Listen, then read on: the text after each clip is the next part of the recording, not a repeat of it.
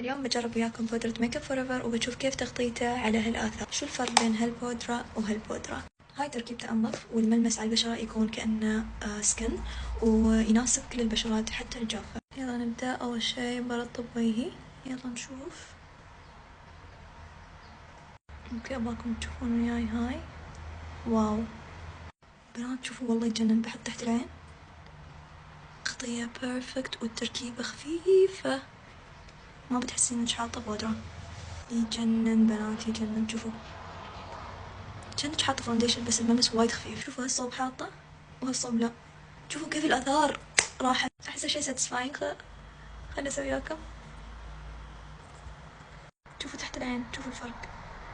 البودرة جد تجنن وتناسب كل البشرات. هالشي اللي حلو.